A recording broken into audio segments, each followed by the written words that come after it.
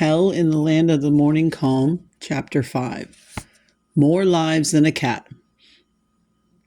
We were just south of the city of Tijan, where General Dean was captured.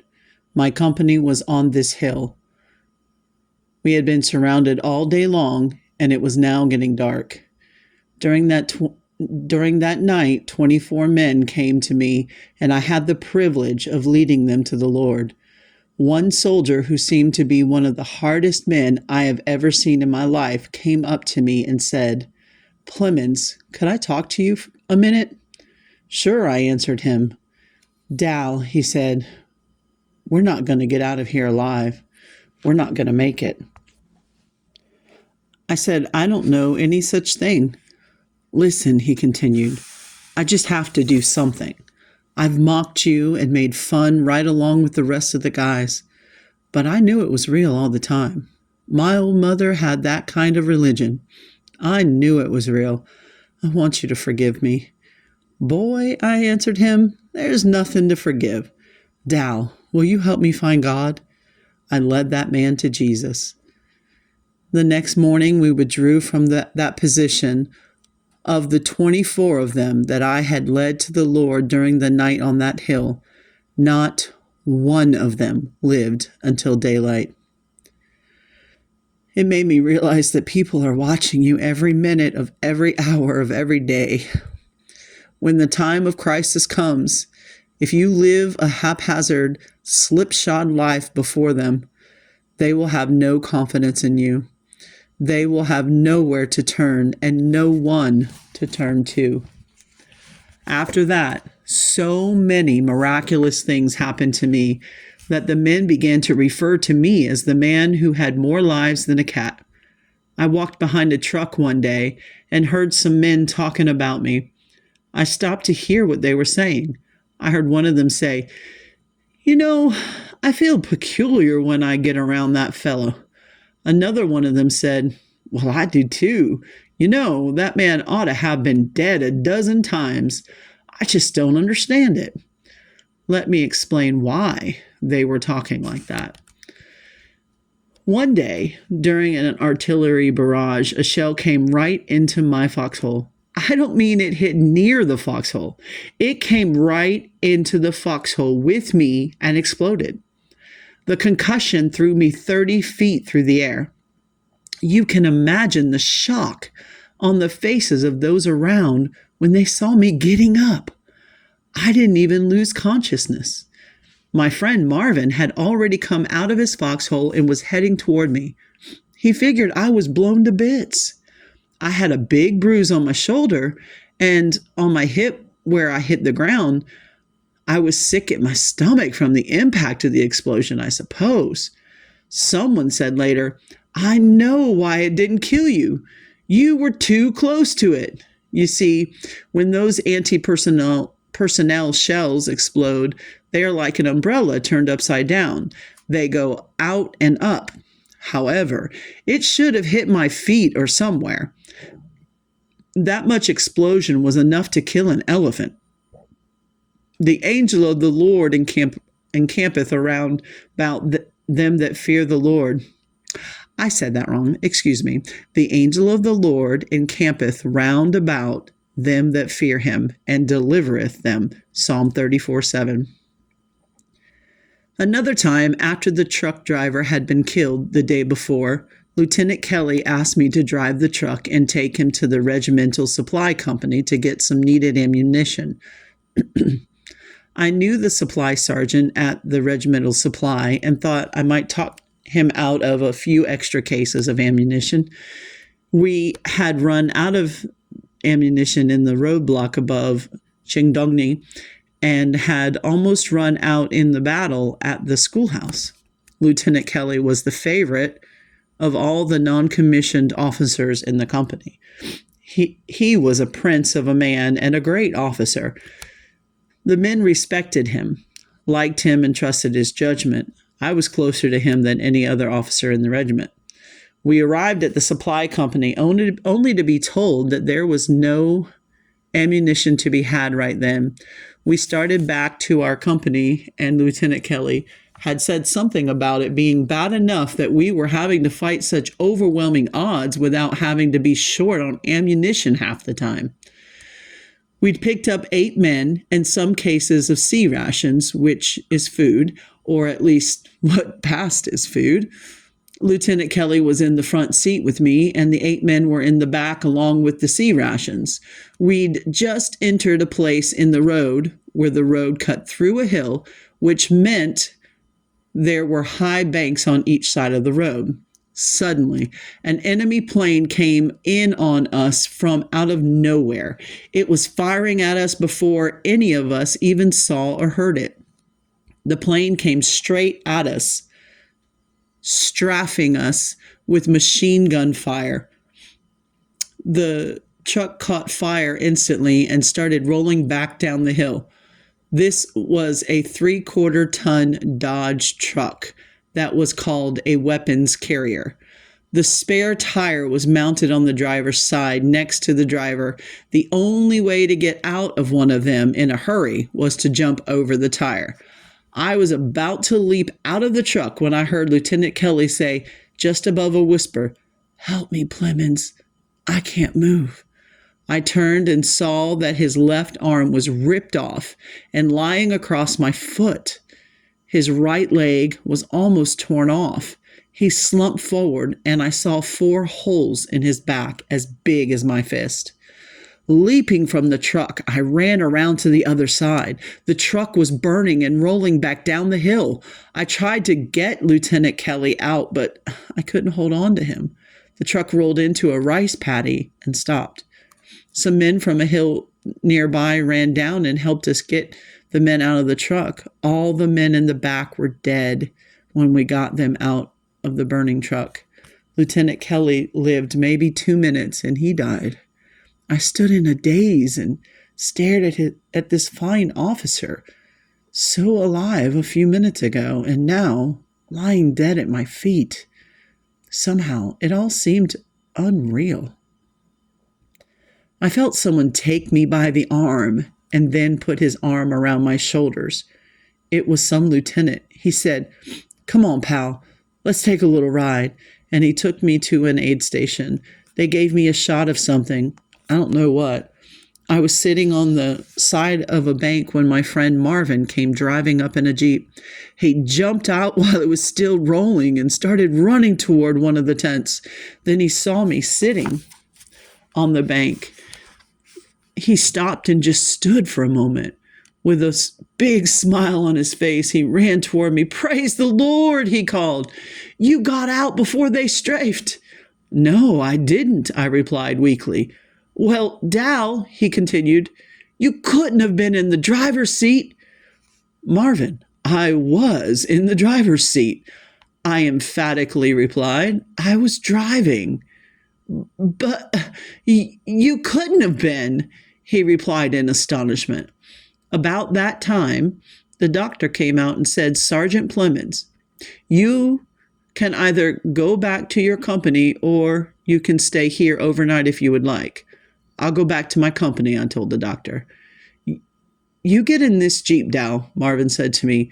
"I want to show you something." Marvin drove toward the remains of the truck. Arriving there, we stopped and Marvin led me over to take a look. Those seats were made something like theater seats, only they were not plush. They just had a little piece of canvas stretched over them. Across the back were 3 rows of bullet holes and 2 rows across the bottom. I was never out of that seat for 1 second until that plane had already gone by and it had only strafed once. We had no ammunition on the truck, so the holes were not from the exploding shells aboard the truck. How did the bullets get through the seat without going through me? God knows I have no answer except to say that with the psalmist David, "The angel of the Lord encampeth round about them that fear him, and delivereth them." God had spoken to me to start meetings for the men in our outfit. We had two chaplains in the battalion. One was Protestant and one was Catholic. Every Sunday morning, when it was possible, I would have services for the Protestant boys who wanted to come.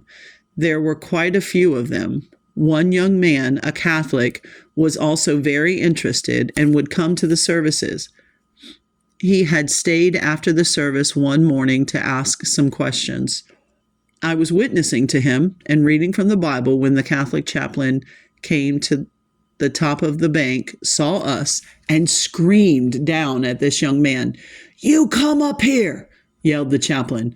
Focusing his attention on me, the chaplain continued, "Now, Sergeant Plemmons, I've warned you about keeping these men out of Mass."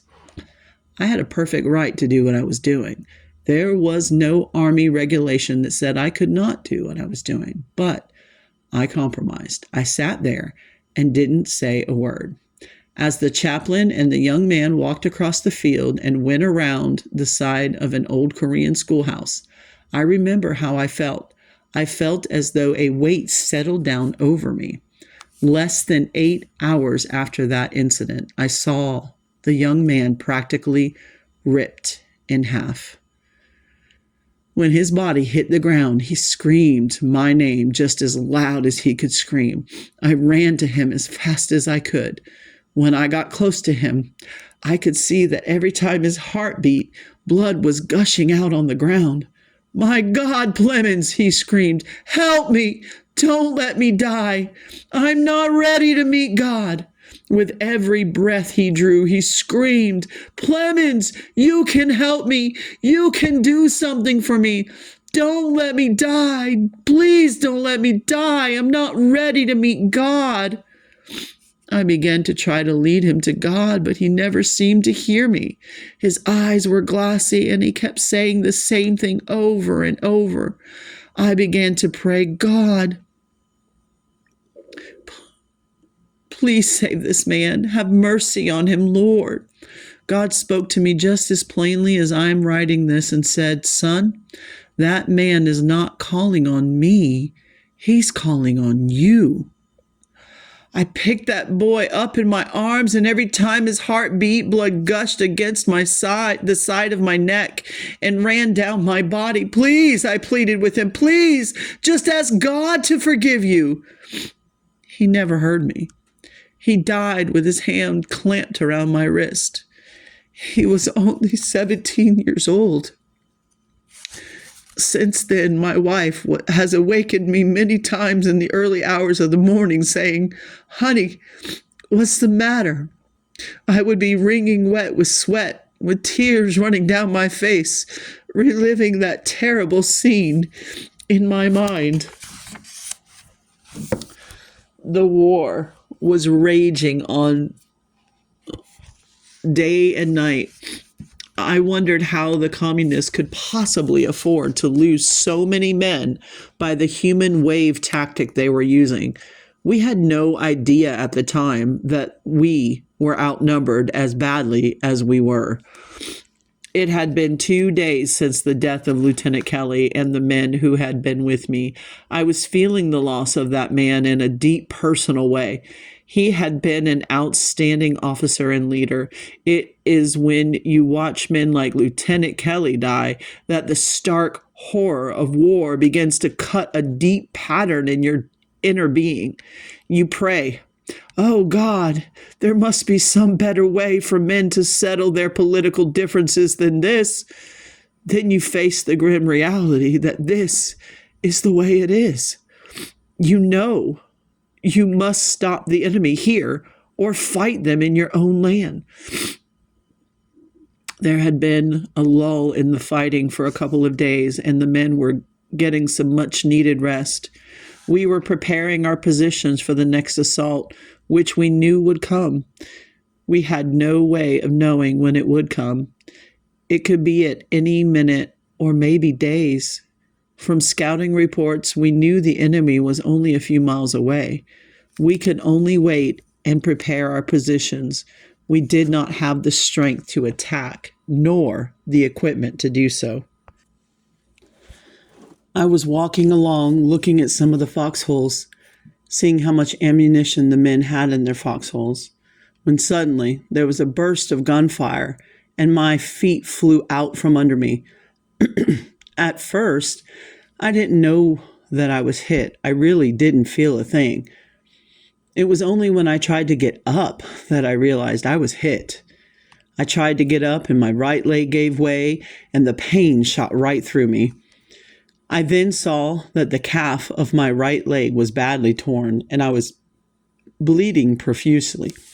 I yelled to a squad leader that I was hit and then crawled behind a bush to try to do something about my wound. I took the bandage from my belt and applied it to the wound, but it was drenched in blood before I could get it tied. I then took off my belt to make a tourniquet. The fight was raging all over the hill. Then I realized that our officers had ordered our men forward and they were moving out. It dawned on me that the medic did not know I was there, or he would have already been at my side unless there were others wounded. I yelled, "Medic!" several times as loud as I could. It may have been the noise of the battle or any number of things. At any rate, he did not hear me or see me. By this time, the platoon was quite a distance away, and I was still losing blood fast. I waited there for some time, trying to stop or at least slow down the flow of blood. I realized that I was not making much progress and that I was getting very weak.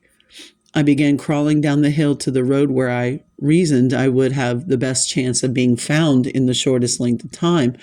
I reached the road and knew I was about to lose consciousness. I tightened the belt around my upper thigh and lay down in the ditch with my legs elevated up the bank. I was told later by the doctor at the aid station that elevating my leg might have saved my life. I almost bled to death before I was found and taken to the aid station. I was unconscious when I found and regained consciousness by being given plasma. I was being loaded on a field ambulance when I passed out again. I regained consciousness again in the ambulance, and I was very conscious of the rough road because each time we hit a hole, my leg bounced on the stretcher and pain seemed to rack my whole body. After a few miles, I passed out again. When I regained consciousness, I was in a field hospital. They did some preliminary work on me there and began to prepare to ship me out by air to Japan. The doctor told me that I had a bullet lodged between the ankle bones in my right foot and that they did not have the equipment nor the time to do the operation there.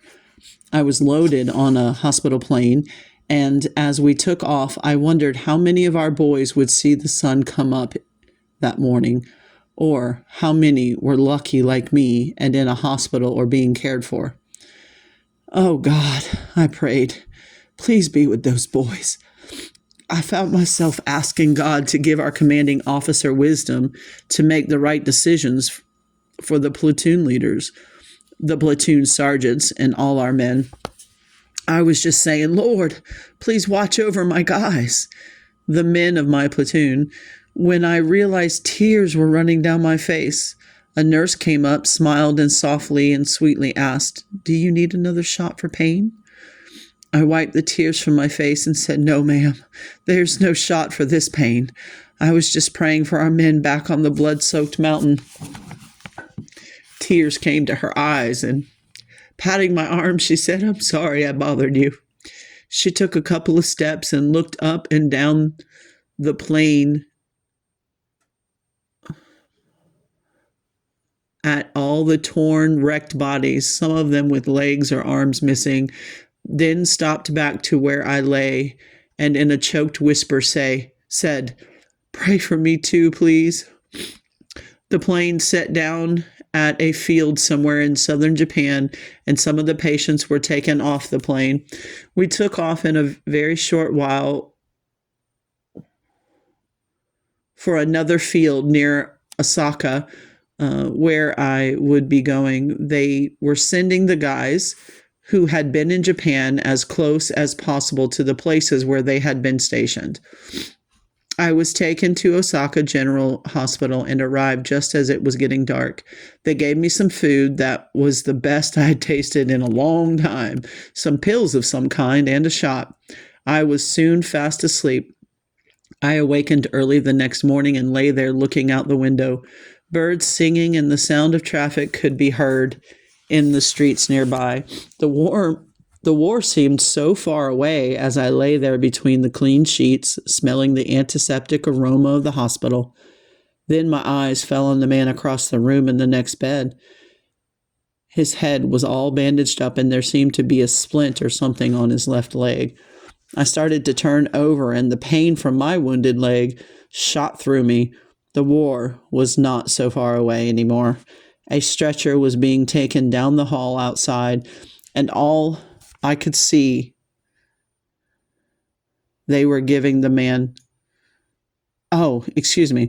and I could see they were giving the man blood. I wondered how much American and Korean blood had been spilled in those few hectic days, and how much more would be spilled before it came to an end. By this time, I could smell the breakfast and could see the orderlies passing out the trays. I was really hungry. An attendant looked at something on the door to our room, then brought a tray to the man in the other bed. He returned to the hall and started pushing the cart on down the hall. "Hey, how about me?" I yelled. He just kept going. About that time, a nurse stepped into the room and, smiling, said, "No food for you, young man. You're going to the operating room in a few minutes." She gave me a couple of pills and left. About 10 minutes later, she came back and gave me a shot. I was loaded soon thereafter on a stretcher and taken for the operation on my leg. There were muscles to be repaired, and the bullet had to be taken out from between my ankle bones. As it turned out, I was on the operating table 5 hours, and they still were not able to get the bullet out. You see, they had to bring it back up through the channel it made when it entered. They said if they tried to take it out,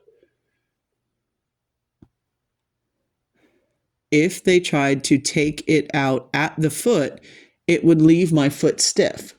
I slept most of the rest of the day and only awakened when I did because there was a nurse slapping me in the face and putting a cold washcloth on my face. She handed me some tomato juice which I proceeded to spill all over myself and the bed. I could not seem to find my mouth. I was told later that I fell asleep again while they were changing me and my bed. I slept all that night and awakened early the next morning with the leg hurting badly.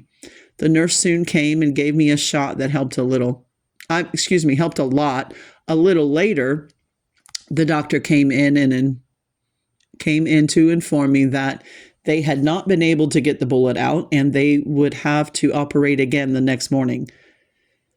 Later in the afternoon, I was lying half awake, half asleep, when a very nice-looking young black lady appeared at the door. She stepped into the room and looked at the name tag at the bottom of my bed. Then, smiling from ear to ear, she said, "Hi there, I'm Betty blank," but I didn't get her last name. She shook my hand warmly. Then she noticed the puzzled look on my face. It was obvious that she expected me to know her, but I didn't. "You didn't recognize the name, did you?" she asked me. "No, ma'am," I said, smiling back at her. "Why, I'm Sergeant Charles Blake's wife."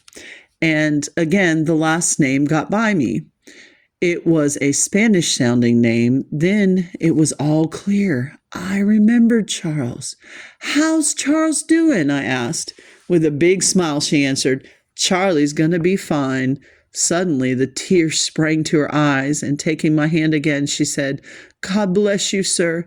If it hadn't been for you, my Charlie wouldn't be alive." "The credit should go to the Lord," I told her. "But Charlie said you crawled through 2 miles of enemy territory carrying him on your back to get him out."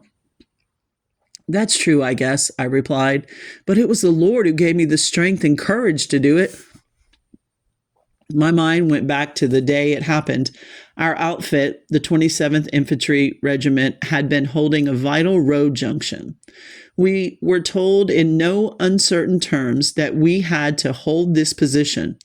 It was a stand or die order. Reports had it that there was a large force of enemy heading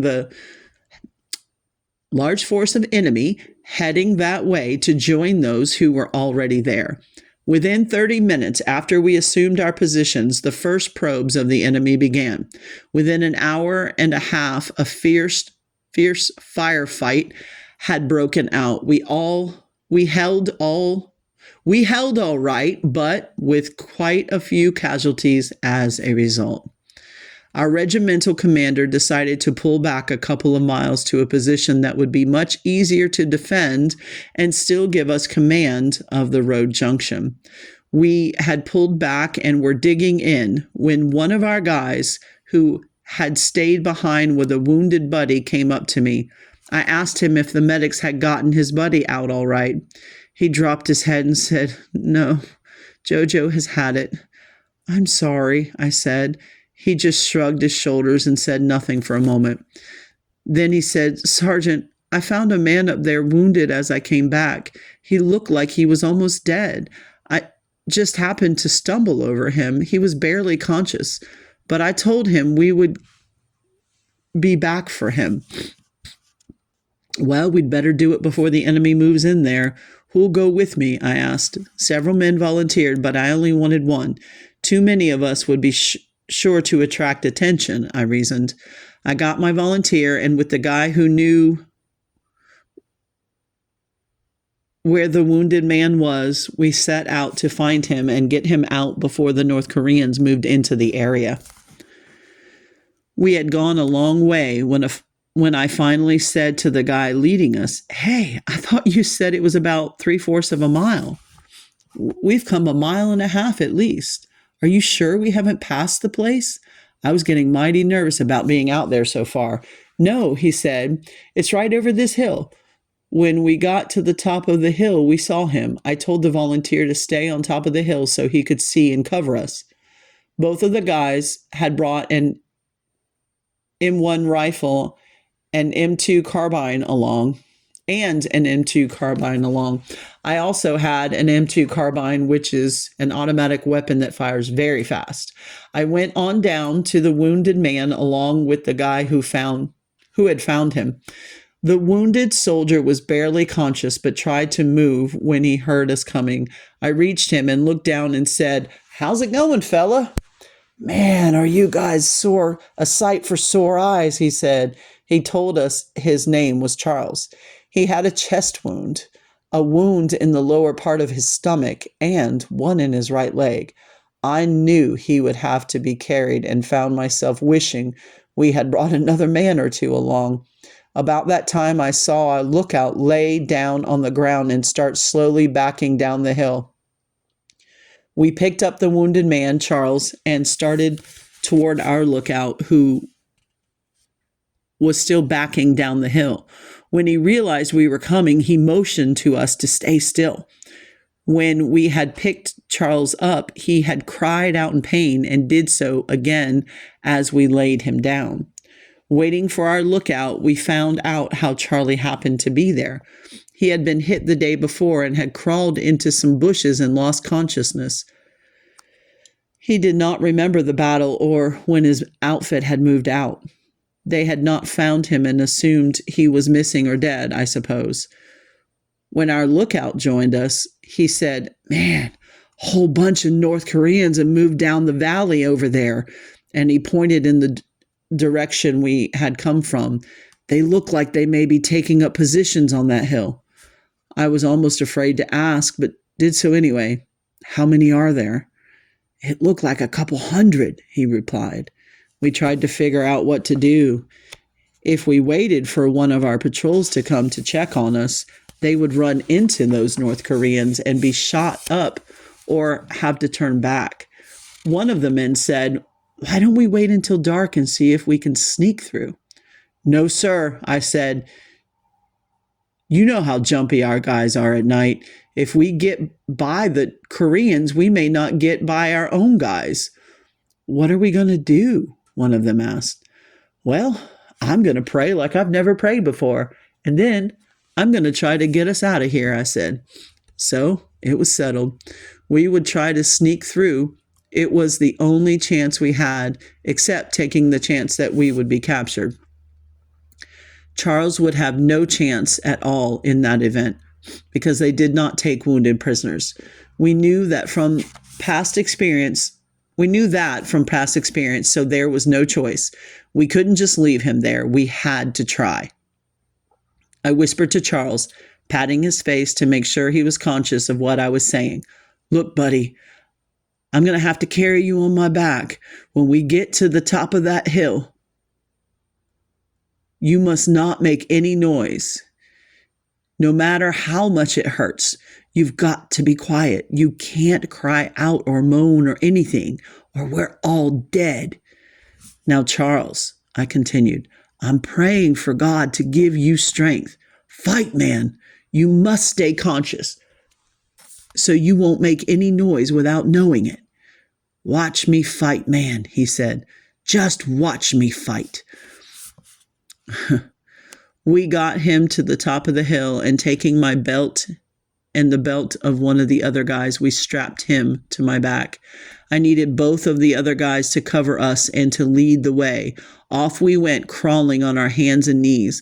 I could tell in just a short distance that the movement had started Charles bleeding again badly. I could feel the blood soaking my back.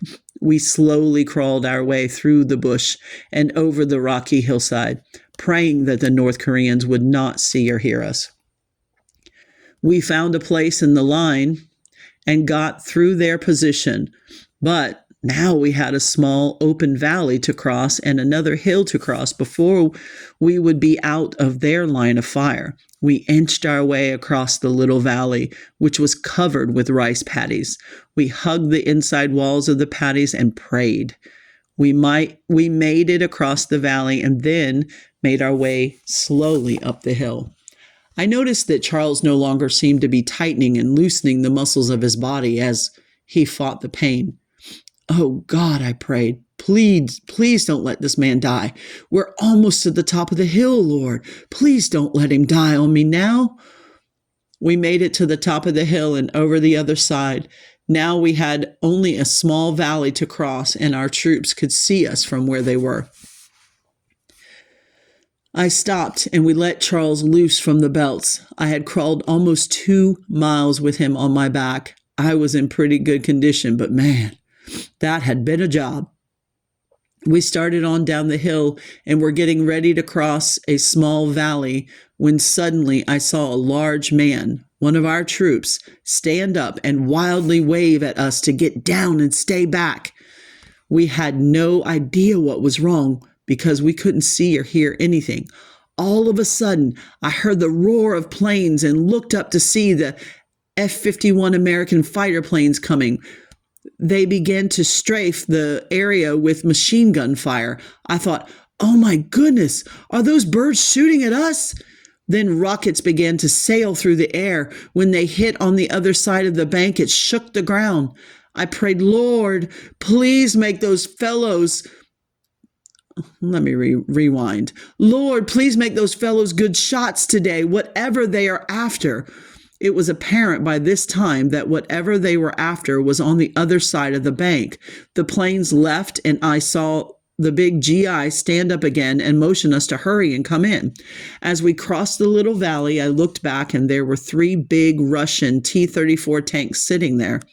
They had been knocked out by our Air Force. I never did get to see the big GI and thank him for risking his life by exposing himself to the fire of those enemy tanks to stop us from crossing that valley. They surely would have seen us. I have sometimes wondered if he was an angel. We got Charles into our lines and called for a litter jeep, and he was taken to the aid station, then out to field hospital. From there was sent on to Japan. My story finished. Charles' wife told me that she'd recognize my name on the admission list at the front desk because Charles had talked constantly about what had happened. The tears came up in her eyes again, and she said, "I believe you are a real Christian. It would have been so easy and so much safer for you to have just left him behind." She took a little handkerchief from her purse and wiped her eyes and said, "Thank you again for saving my husband." And then she turned and hurried out the door. I believe you reap what you sow. Back in Korea, after recuperating, I was once rescued by a black GI after being knocked off a high bank and knocked unconscious. He exposed himself to enemy fire to get to me and pull me to a place of safety. When I thanked him later, he said, "Don't thank me, man. Just be there when I need you." This was to be a day I would always remember. Charles' wife had only been gone a few minutes when a beautiful lady walked into the room. She looked at me and smiled broadly and said, "Hello, Plemmons. How are you doing?" My heart jumped up in my throat. It was Lieutenant Kelly's wife. I had not expected to see her or have to face her. "Do you remember me?" she asked. "Sure," I answered her. I had met her several times there in Japan before the war in Korea. "You're Mrs. Kelly, Lieutenant Kelly's wife." She asked about my wounds and talked about the outfit. She told me about several other guys from our unit that were there in the hospital. She asked if there was anything at all she could do for me, get something from the post exchange, write any letters for me, or anything. I lay there looking at this lovely lady, thinking how much she was like her husband and how very close they had been. I was dreading the moment that I knew must come when she would ask me about her husband's death. Suddenly, her face became grim and she dropped her head. "Dallas," she said, "I was talking to the first sergeant's wife, and she said you were with Jim." And her voice broke, and she waited a moment, then added, "When he died." "Yes, Mrs. Kelly, I was." A half sob came from her throat, and you could tell she was trying hard not to cry. With her head hanging low, fighting back the tears, she said, barely above a whisper, "I'm so sorry, Dallas. I promised myself for your sake that I would not cry in front of you. I thought all the crying was out of me." Then she raised her head, and for the first time I noticed that her eyes were swollen from a lot of crying. Then looking me right in the eyes, she said, "Dallas, did Jim suffer much?" I was happy that I could say truthfully, "No, Mrs. Kelly, he didn't suffer much at all. He only lived a few minutes after he was hit." "Well, I have to be thankful for that anyway. Jim had a lot of confidence in your religion, Dallas. Did you know that?" she asked. "No, I didn't, Miss Kelly," I replied. "He said you had the kind of religion his mother has, and that if he ever got religion, that was the kind he wanted." Then I saw that desperate look in her eyes as she asked, "Did Jim make his peace with God, Dallas?" Ah, I will never forget the desperate look in her eyes, the searching for hope. I thought the words would choke me. As I said softly, "I don't know, ma'am. Lieutenant Kelly is in the hands of a just God." "I knew something was going to happen," she said, and for the first time the tears began to roll freely down her cheeks. "We were just too happy." Turning her back to me for a moment, she dried her tears, then turning back to me, she again offered to run any errands for me, write a letter, do anything she could. I thanked her and assured her that I wasn't in need of anything right then. She told me she would be going to the States in a few days. "Thank you for sharing Jim's last minutes with me," she said. "When I found out you were there with him, I just had to talk to you." The tears came to her eyes again, and she said, "When you pray, could you pray for me also?" I assured her that I would. She laid her hand on my arm and said, "The best of luck to you. I better go now." She said goodbye, and was gone.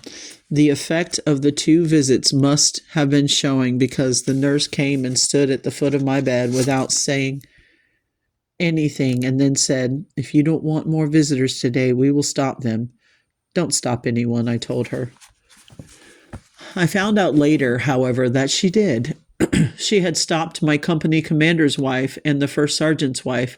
She told them that I had 2 visitors already, and that they were very emotional encounters, and that they felt it best that I not see anyone else that day. I should explain why these wives happened to be in Japan in the first place.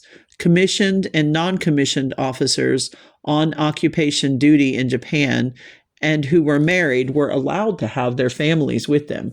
After the war broke out, the Army had not shipped the wives and families home right away, because no one knew how long we would be in Korea. A short time later, when it became apparent that it was going to be a long war, they were sent back to the States. Until they did leave for the States, however, these wives got together and came to the hospital each morning, checking the admissions list to see if any of the men from our outfit had been admitted. They were very faithful in visiting us, bringing us news from their husbands and telling us all the little funny things that their husbands had written to them about. They never knew, of course, when they might find their own husband's name on the admission list. By the expression on their faces or their actions, I could always tell when one of the boys from my platoon had been killed. These ladies were visiting one afternoon, and as soon as they entered the room, I knew something was wrong. They tried to cheer me up with little stories, but finally I asked, "Who is it today?" "Go ahead, tell me." They had just received the latest list, and 5 of my best friends had been killed.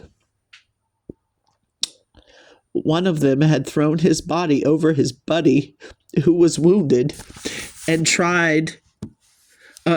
was wounded to try and shield him because he had a wife and children. Great acts of courage were commonplace in those first hectic weeks of the war. After the ladies had gone, I lay there in the bed and suffered a different kind of pain. I felt as though I had a knot as big as a baseball in my stomach. I felt as though I was smothering, and there was a lump in my throat that I kept trying in vain to swallow. The nurse that had been so nice to me came in and looked at me and said, "Dallas, what's wrong?" I choked out the words. 5 of my best friends have been killed. I just got the news. I know grown men aren't supposed to cry, and certainly not in front of other soldiers, but I cried like a baby. The nurse brought me some water and wiped my forehead with a cold washcloth. She said, "I'll get you something for your nerves." Somehow, I suddenly felt guilty. Here I was, safe and sound, and there were the men of my outfit facing the enemy and possible death. I said to the nurse, No, I don't need nerve pills. I'll be all right." "I know you will," she said, and left the room. Early on the 3rd day, I was awakened by the nurse, who gave me a couple of pills. "What's that?" I asked her. She said, "They're like sleeping pills." Incredulously, I asked her, "You mean you woke me up to give me sleeping pills?" She laughed and said, "No, you're going to the operating room in a little while." So I was on the operating table for another 6-hour operation. It seems they had quite a time getting that bullet, which was lodged between my ankle bones, back up through the way it went in. However, they did finally get it out. They had given me a lot of anesthetic because of the length of the operation, and I didn't awaken until the next morning. The morning of the 4th day. I didn't really awaken then. I was awakened. A new nurse was on duty, and she walked up to the foot of my bed with me sound asleep, took hold of my right foot and shook it. She had not bothered to check to see where my wound was. Now remember, I was sound asleep. When she shook my foot, I sprang to a sitting position and threw a right blow as hard as I could. I was very lucky, or maybe she was the one who was lucky. Anyway, I missed her by just a fraction of an inch. She left the room yelling, and the fellow in the next bed was cracking up laughing. I failed at that moment to see the humor in it. My leg was throbbing with pain. In a few minutes, the nurse came back with an officer, a major. "Soldier," he barked. "This nurse said you tried to strike her." "Yes, I did," I admitted. "But, sir, I didn't mean to." "What do you mean you didn't mean to?" he barked back at me. "I was asleep, sir, and she shook hold of my right foot, took hold of my right foot and shook it, sir," I continued. "My right leg was operated on yesterday, and I did it kind of as a reflex." "You had better watch your step," he said. "This lady is an officer in the U.S. Army." He left with the nurse, but shortly he returned alone and said, "Plemmons, you understand why I had to speak to you as I did? She's an officer and I had to do it for appearance sake. I understand why you did it and don't blame you. She should have looked at your chart." He smiled, shook hands with me, and left. By this time, the hospital was overflowing with wounded, and so were all the other hospitals in Japan. I would listen to the news reports on Armed Forces radio and mark the spots where the different outfits were fighting. I realized that we only had a toehold left. It looked as if we would be pushed back into the sea. Oh, how I prayed as those wonderful guys stood against impossible odds and held. They made the North Koreans pay a dreadful price for every foot of ground they took. We were paying an awful price, too, in wounded and killed. My leg began to heal, and it seemed that everything was going fine. But as the days went by, and I could not move my right foot, I became concerned. You see, my right foot was hanging down and I couldn't get it back up. I spoke to the doctor about it, and he said I would just have to work it back into shape by walking on it. So, in a few days, they put me out in the hall with some crutches so I would not fall and told me to walk on the foot. In order to walk on it, I had to walk on the ball of my foot. It was the only part of my foot I could get on the floor. Every day they made me work on the foot until it got sore. I could hardly stand to touch it. One morning the nurse came in, and when she ordered, "All right, out for your walk," I had to say no. "I just can't do it," I said. "But it's the doctor's orders," she insisted. When I still refused to do it, she went for the doctor. "What's this I hear about you refusing to walk?" he asked me as he came into my room. "Sir," I respectfully answered him, "my foot is so sore I can't bear to touch it, much less walk on it." "I'll fix that," he said, and was back in a minute with some Novocaine and shot it into my foot and deadened it. "Now, get out there and walk," he said, "unless you want to be a cripple the rest of your life." So each morning they would deaden the foot and I would walk. I noticed each day it seemed to get the foot down a little more until at last I could put it flat on the floor. In another few days, I was allowed to go out on pass from the hospital. I had become acquainted with a fine Christian Japanese family before I had gone to Korea. We had become good friends. Knowing that I was in the hospital, they had sent me a message that when I was able to come out, they would like to have me to their home. I sent them word that I would be honored to come and when I would be having my first pass. They sent word that their daughter Tamako would meet me at the gate. I was completely unprepared for what was to happen as I came out the gate for the first time. I saw Tamako, and she called to me and came running to greet me. I noticed there were many girls standing around, and when they saw my division patch and the wolfhound pins on my shoulders, they just covered me up. They were girls who had American boyfriends in my regiment. Some of them were married to the GIs by Japanese weddings, which were not legal as far as the U.S. Army was concerned, since we had no peace treaty with Japan as yet. Many others were just living with the GIs on the promise that they would marry them when it was legal. When the guys had gone off to Korea, many had neglected to write to the girls or just didn't care. All the girls were trying to find out if I knew their boyfriends or husbands. One very pretty girl was standing back. She finally approached me and asked about her husband. They had been married in a Japanese ceremony before he had left Japan for Korea. Her name was Miko. When she asked about him, my heart sank. He was from my outfit, and I knew him well. He had been killed in the first days after we had arrived in Korea. I didn't know what to do.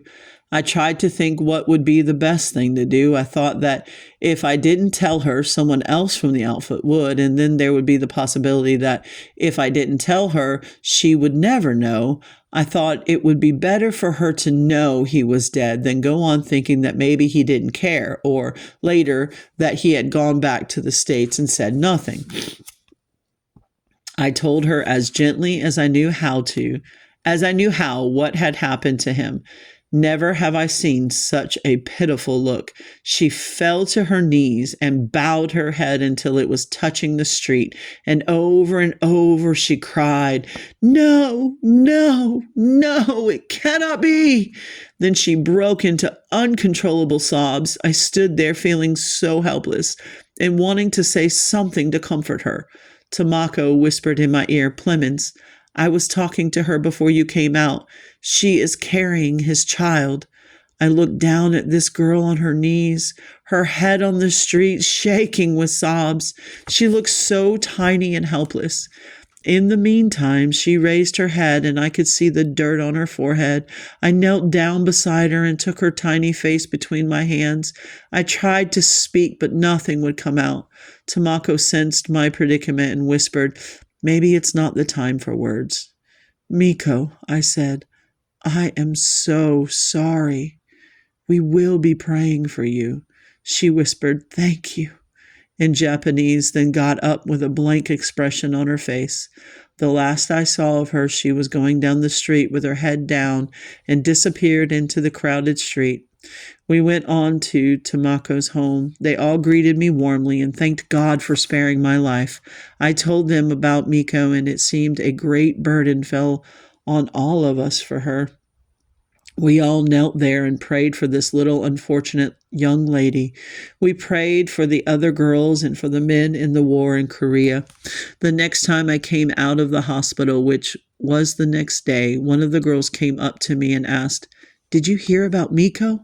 "Hear what?" "Miko went straight home from here yesterday and took her own life. She ran a knife through her heart." Then I remembered Tamako saying, "I will go visit her first thing in the morning. Maybe I can win her for Christ. It will give her something to live for." Those awful words, "too late," were ringing in my ears. Then I heard the girl saying, "I think she did not want to face our people with a half American, half Japanese child. Both she and the child would be social outcasts." American GIs left children all over Korea the same way. In Korea, as soon as the child was big enough to fend for itself, the mothers, in many cases, simply abandoned them. They did it because they were outcast. If they were mixed-blood children, the men who fathered those children should remember that those children are their flesh and blood. If they survived, they are young men and ladies now. I hope they are not leading anti-American and anti-Christian movements because of what our soldiers did to them. Americans have become known the world over for their rudeness and for throwing their money around. The loud talk and brash manner of the American GI was well known among the Japanese. Remember, Japan was a nation that had been defeated in a war. They were poor and destitute. Many of the girls who were living with the GIs were doing so as means of survival, many supporting their families with what they got from the GIs. The Japanese, being a very proud people, must have resented taking this kind of help. Let me assure you that it was only a few of the Japanese women who had any part of such relationships with GIs. Many of these Japanese women did really fall in love with the GIs, and a number of the GIs did marry and bring their Japanese wives home with them. But a small number of these girls took their own lives after being abandoned by their American lovers. One of the things I wanted to do while in Osaka was to visit the orphanage that our regiment had been supporting for quite some time. The story of this orphanage is one of the great things that the American GIs did in Japan that won us a lot of public support with the local people when the word got out as to what was happening. It seems that a Sergeant Hugh O'Reilly had come across this orphanage in the wintertime. The orphanage was housed in a building that was impossible to heat. Many of the children had flu and some had even worse health problems. Some of them were near death. Sergeant O'Reilly came back to the camp and talked some of his friends into going down and looking at the deplorable conditions that existed at the orphanage. This worked magic among the guys who went to observe the conditions under which these little children lived. I was one of the first to go down and was deeply touched and knew something had to be done. Sergeant O'Reilly started a voluntary contribution program among the men of the regiment. It caught on and spread like wildfire. There were special tables set up at the pay lines each payday, and it seemed a disgrace to anyone in the regiment to pass the table without giving a contribution. The support of the orphanage continued while the regiment was in Korea in the war. I found out that long after the war, after the regiment had been moved to Hawaii, the support continued. Sergeant O'Reilly got our regimental doctor, Captain Newman, to go down and look at the children. Captain Newman ended up spending many off-duty hours treating the children and is credited with saving the lives of many of them. Next, men volunteered to go down and do carpentry and masonry work to fix up the building so that it would be livable and to install heat in the building. When we first found the children, they were trying to stay warm by the use of a few smudge pots. Then we began to go from company kitchen to company kitchen to get items that they could spare. This was done with the approval and blessings of the regimental officers. As the money grew from the support of the men of the regiment, we began to build them a nice brick building, modern, with all the facilities needed to run an orphanage. I will never forget the shine on the faces of the missionary ladies who ran that place. They were from Sweden. The orphanage grew and the support grew. The Japanese press picked up the story and gave us a lot of coverage. This created a lot of goodwill between the Japanese people and the GIs. It also seemed to have a positive effect upon the public conduct of many of the GIs. I can remember taking loads of food and supplies to the orphanage on several occasions while I was stationed in Japan before the war broke out in Korea. After everything was unloaded, I would always take a load of the children for a ride around the block on the truck. Now, when I arrived at the orphanage, I was greeted by the sisters who operated it. They remembered me and always wanted to know about the regiment and how the men were doing. The sisters cried and talked about how the support kept coming, even from the battlefield. I didn't see any of the children anywhere, so I asked about them, and one of the sisters said with a broad smile, "Come with me, I'll show you." We went to the chapel, and there on their knees were the little orphans. The sister said they come here at this hour each day and pray an hour for the men of the 27th Wolfhounds. The Wolfhounds and their outstanding leader, Colonel Mike, had an amazing record in Korea with a low rate of casualties in comparison with other units. I believe that those prayers of those little orphans accounted in no small way for our spectacular success. I was keeping up with the war as well as I could by the Armed Forces radio news broadcast and the reports of the wounded men coming in. It was nothing short of a miracle that we were able to hold on those first few weeks. God was giving us more time. Many of the outstanding battles were fought while I was there in the hospital in Osaka, Japan. The outstanding defensive job by the 27th at Taegu and the now famous bowling alley are facts of history. The name bowling alley came from the fact that there were 2 rows of trees along the road outside Taegu. The North Koreans would shoot their 88 millimeter tank guns down the road, and the guys said the shells would bounce down the road to the name bowling alley so the name bowling alley came from that. There were so many Russian tanks knocked out that the American soldiers began to make jokes about it. It was reported that one of the officers from regimental headquarters called Fox Company one day, and the phone was answered in this manner. Did I read that right? Hold on a second. It was reported that one of the officers from regimental headquarters called Fox Company one day, and the phone was answered in this manner. Fox Company motor pool, we shoot 'em, you loot 'em. As the communist pressure on the perimeter around Busan tightened, so did the resistance of our forces. By some miracle, we were holding against those terrible odds. Our casualty rate was high, but the rate of enemy killed and wounded was almost unbelievable, considering they had us so outnumbered and were so much better equipped than we were. Meanwhile, as soon as I was able to get around well, I was moved from the hospital at Osaka to a convalescent center in Kyoto. Because there were hundreds of new patients coming in every day, the hospital needed all the room they could get. My legs still needed to be dressed every day, and I was being given treatments to strengthen my leg. I was also asked to walk as far as I felt that I could each day. The men in the center seemed to stay drunk almost all the time.